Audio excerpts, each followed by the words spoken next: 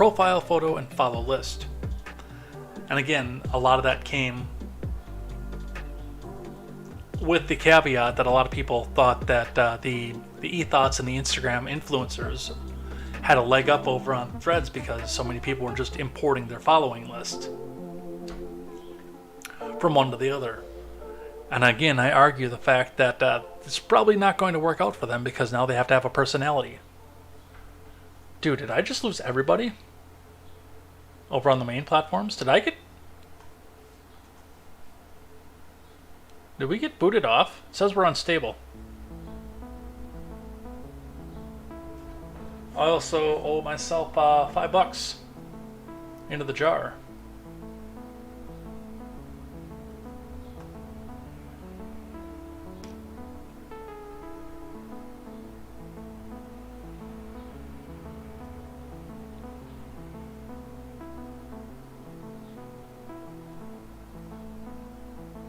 Did we get shut down? We apparently were offline for a moment. I have no idea what happened there either.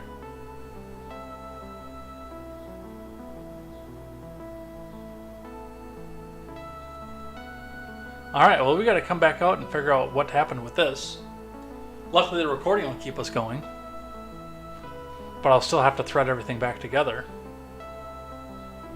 And set up the new platform.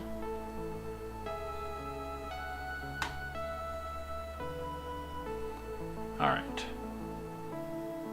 Who do we have on what platform over here? I gotta go check on something here. I'll be right back.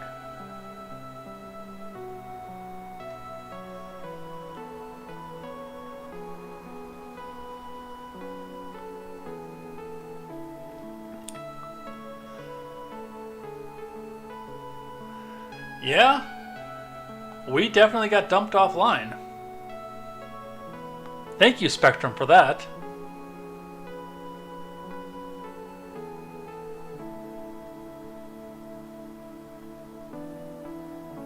Well, that's lame.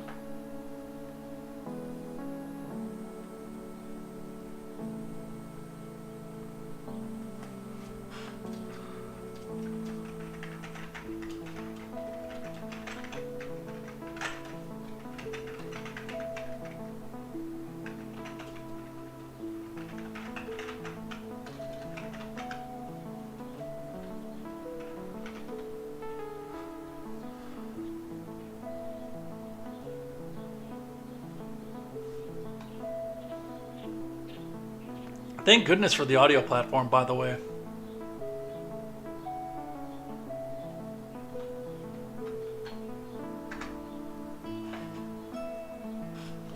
Alright, let's do the exciting conclusion of this particular stream. Oh look, that's me.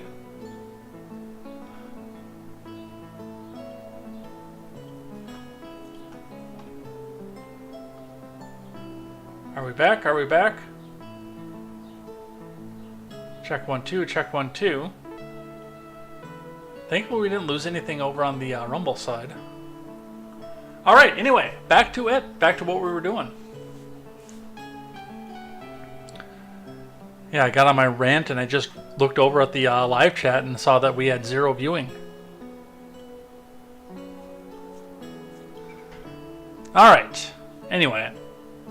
As of midday Thursday, more than 30 million people have been taking that step to join the app, nearly 30 times the number of people who are reportedly active on Mastodon and Post.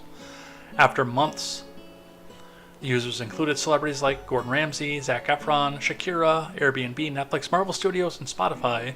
We're using Threads, as were news outlets like CBS, Fox, and Vogue. And again, the big advantage and the big thing that came in as far as Threads went was the fact that, and I don't know where I got cut off on the stream, by the way. It didn't give me an alert either, so I don't know what happened. But that these people are just importing, number one, their followings, and number two, their content coming directly from Instagram. So they've got a pre-packaged influencer package. But I don't think it's going to be the Twitter killer. From Fox Business, Twitter accuses Meta of stealing trade secrets with the new app Threads and threatens legal action. From Bradford Betts, Twitter said it has serious concerns about Meta's new app Threads over its purported theft of intellectual property and trade secrets. Fox confirmed that Twitter lawyer Alex Spiro sent Meta CEO Mark Zuckerberg a letter on Wednesday accusing Meta of having engaged in systemic, willful, and unlawful misappropriation of Twitter's trade secrets and other intellectual property. The letter, first obtained by Semaphore, alleges that Meta had hired dozens of former Twitter employees, which, I mean, you laid them off, so it's not right, but it's really hard for you to stop them, unless there was a non-compete clause in place, who had and continue to have access to Twitter's trade secrets and other highly confidential information. With the knowledge, Meta deliberately assigned these employees to develop, in a matter of months, Meta's copycat Threads app with the specific intent that they use Twitter's trade secrets and intellectual property in order to accelerate the development of Meta's competing app. Spiro said Twitter will continue to enforce intellectual property rights and demands that Meta take immediate steps to stop using any Twitter trade secrets or other highly confidential information. Meta told Semaphore that Twitter's accusations were baseless. Not one on the Threads engineering team is a former Twitter employee. That's just not a thing, a source said. Well, your HR records would clear all that up in a hurry. Musk weighed in on the controversy Thursday, tweeting, "Competition is fine, cheating is not."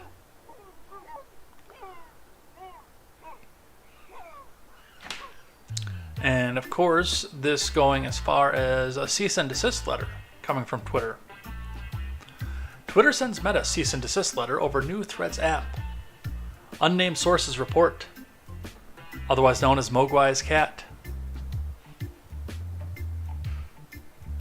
From Aaron Katersky and Mark Osborne. Twitter sent Meta a cease and desist letter over the newly launched Threads app. Sources familiar with the letter's existence told ABC News. The letter was sent by Twitter's legal team Wednesday, the sources said. The letter accused Meta of misappropriating Twitter's trade secrets and said Meta hired former Twitter employees who retained proprietary information, the sources said. Over the past year, Meta has hired dozens of former Twitter employees, the letter, signed by Alex Spiro, reads.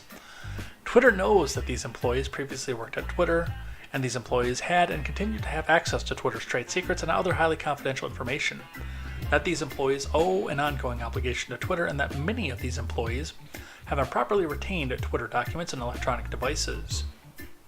It continues, with that knowledge, Meta deliberately assigned these employees to develop in a matter of months. Meta's copycat. Twitter, in an effort to significantly slash costs, cut roughly 75% of its 7,500-person workforce, not long after Musk acquired the company last year.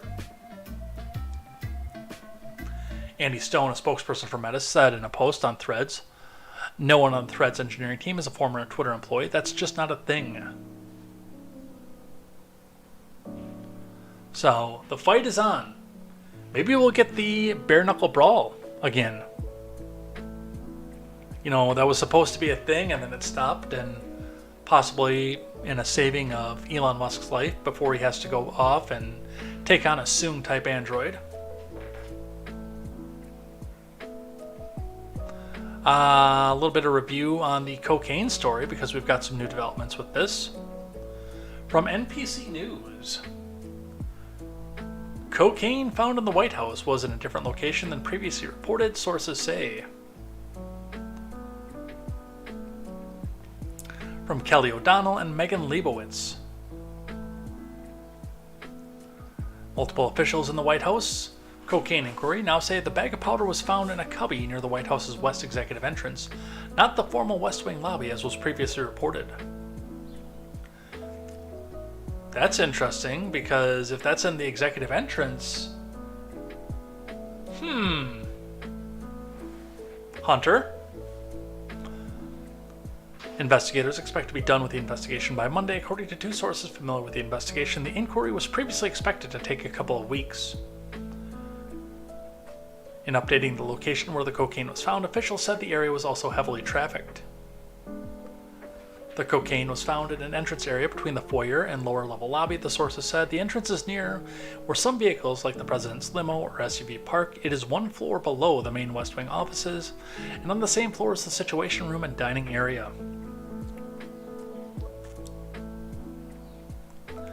Forensic work on the cocaine continued on Thursday, though officials are setting low expectations that they'll be able to identify the person who left the cocaine. Press Secretary Token Dyer was asked during Wednesday's press briefing which of the two West Wing entrances was involved. She declined to answer, saying she would let the Secret Service speak to that. The unnamed sources maintained the area is highly trafficked, keeping with Diversity Hire's characterization in yesterday's briefing. The area is transited by VIPs, visitors, tourists, staff, military facilities, operations, and more. Look, what I wanted to be very clear is that this heavily trafficked, heavily traveled, and to be more accurate, area of the campus of the White House, Diversity Hire told reporters during Wednesday's press conference. It's where visitors to the West Wing come through. So, a couple things with the cocaine bag. And even now they're going to start using the Hatch Act to say that we're not even going to talk about this. With the way this was presented in the beginning, it would seem that it would be very unlikely to be Hunter's cocaine. He's more of a crack man himself, number one. And number two, he was supposedly out on vacation in Delaware when this was found, with the Secret Service doing daily sweeps to this. And if the mainstream media would have left it alone at that, I think it would have been just fine. But within 12 hours of this happening, every major media outlet, CNN, NPC, ABC, Politico, The Hill, all with the same message. Baselessly claim! Republicans baselessly claim accusations of the first son. This is impossible, and you're a conspiracy theorist if you think that this is possibly could be Hunter's. You know, that typically makes me think that there might actually be some more merit to it. When they're coming out in that big of a hurry to tell you that you're wrong for even thinking this, and all coordinated at the same time, that typically tells me that there's something more to the story that we need to look into. And of course, we're never going to know who did this because, well, I'll let you use your imagination for that. From the Daily Wire, White House refuses to say cocaine did not belong to Biden family, refuses to commit to transparency. From the Daily Wire News, the Biden admin refused to say on Thursday that the coke that was found at the White House this week did not belong to Joe or his son.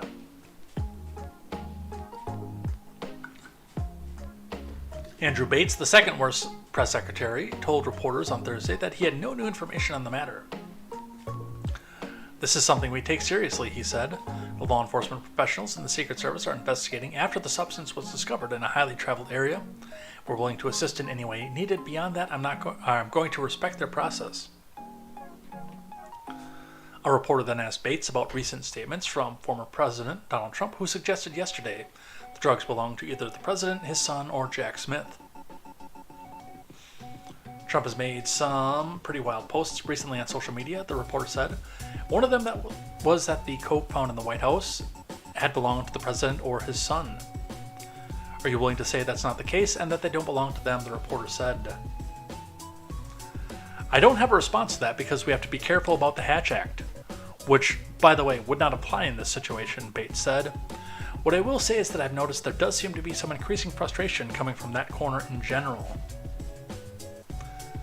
Bates was asked at the end of the gaggle on Air Force One about whether the Secret Service and White House will commit to transparency in disclosing the details of their investigation into who brought the cocaine to the White House. I'm going to defer to Secret Service professionals who are carrying this out, Bates said.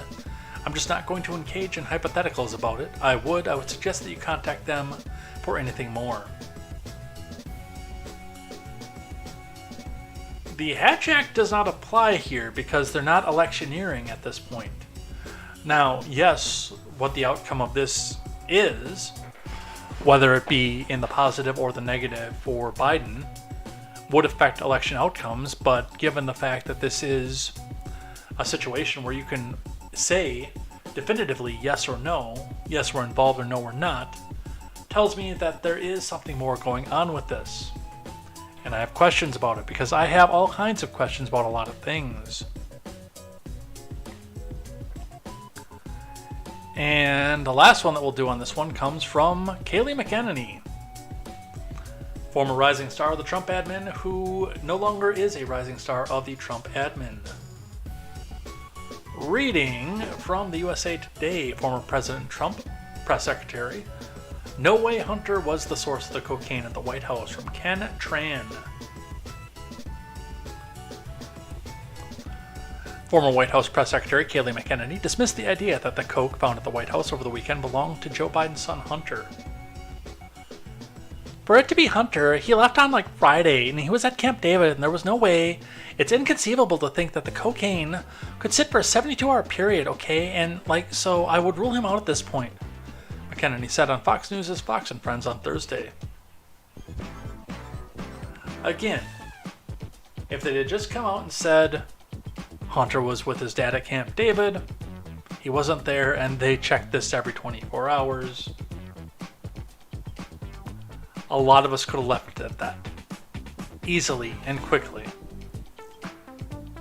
Chalk it up to some moron in the DC area where drugs, many of which are legal, went out and realized that he had a baggie and there might be drug sniffing dogs in there, so he just stashed it in a cubby hole.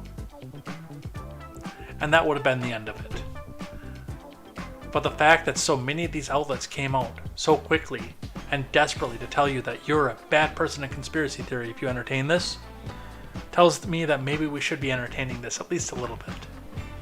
And it may not be right, but when that many news outlets tell you that you're a bad person for thinking this, you should maybe think about it. Just a little bit.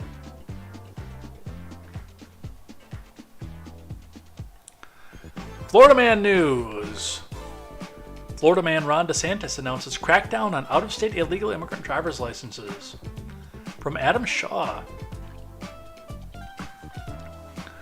Florida man Ron DeSantis on Wednesday announced the state will no longer recognize the number of out-of-state driver's licenses that are given to illegal immigrants, enacting restrictions on the legislation passed earlier this year.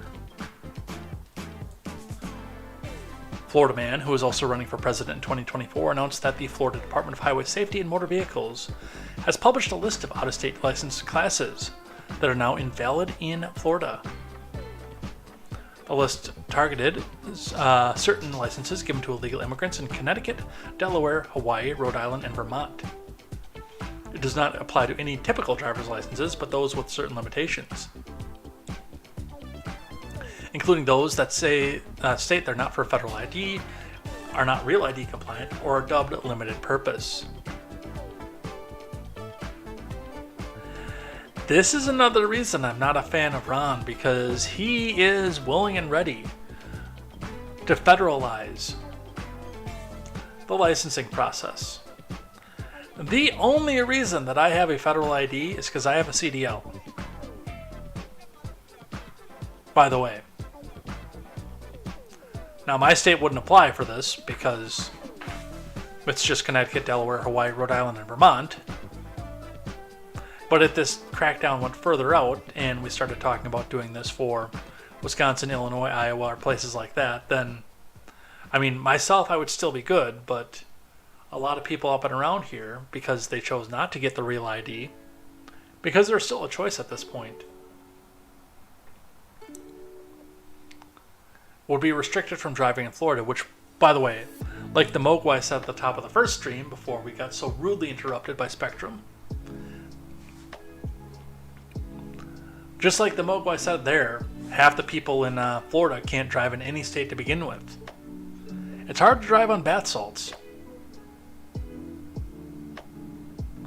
But this push for the real ID, for the federalized driver's license, no thank you. Fuck that.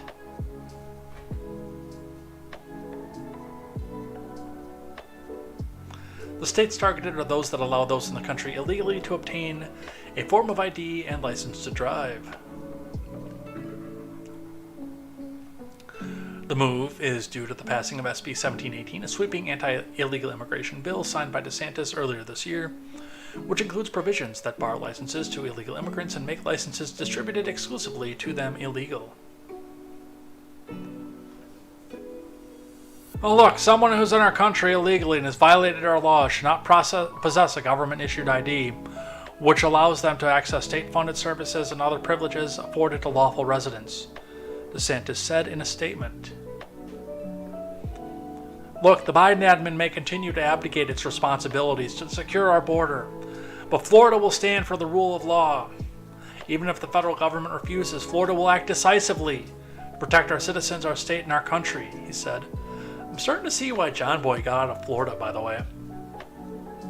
Like, every time I hear this man speak, I hear more and more authoritarianism drip out of his mouth. And my anarchist friend John, I'm not even remotely shocked that he doesn't live in that state anymore.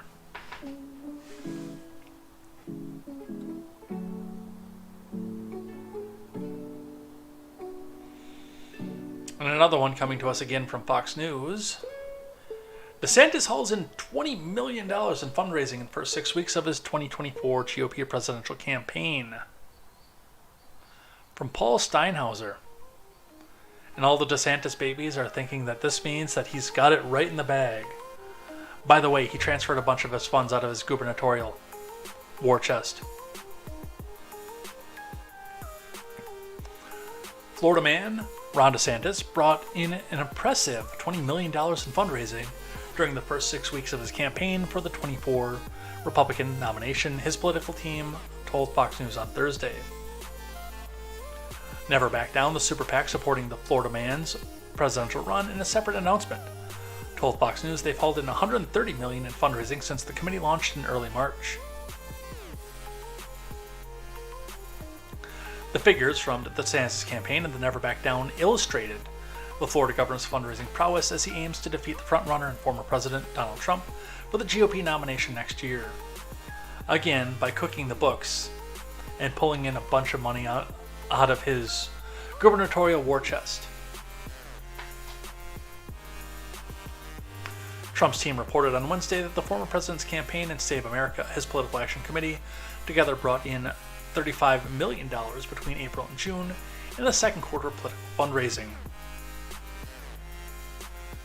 DeSantis raised the $20 million fundraising haul in less than half the time, beginning with his campaign launch in late May. Nearly half the governor's haul, $8.2 million, came in the first 24 hours after DeSantis declared his candidacy, his team announced in late May. The DeSantis campaign highlighted in a release shared with Fox News that their haul was the largest first quarter filing from any non-incumbent Republican candidate in more than a decade.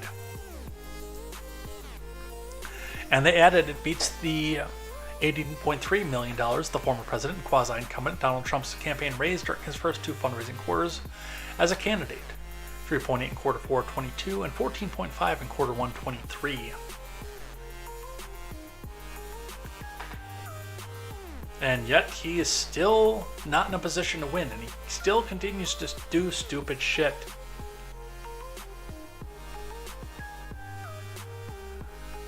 But in something that does make me at least tangentially curious.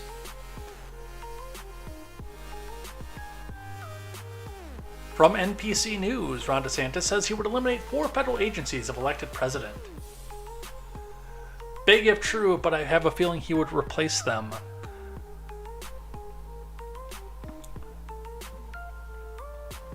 From Zoe Richards. Florida man Ron DeSantis said Wednesday that if he's elected president, he would seek to close 4 federal agencies as part of an effort to reduce the size of government. Oh look, we could do education, we could do commerce, we could do an uninstall of AVG.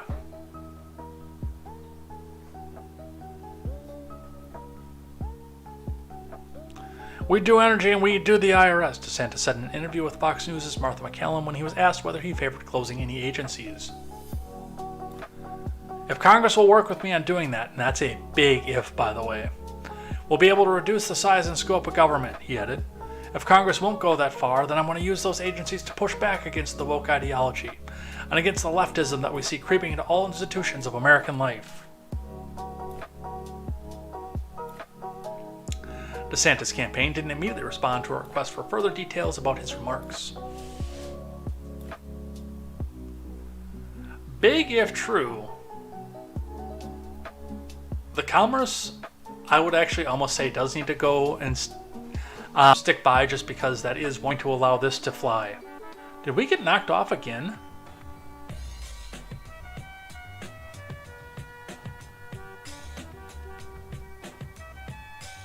We got knocked off again, and we need to figure out why.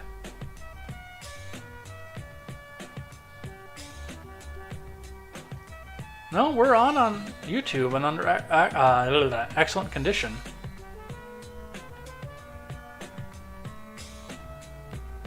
So we didn't get knocked completely off. We are listed as unstable.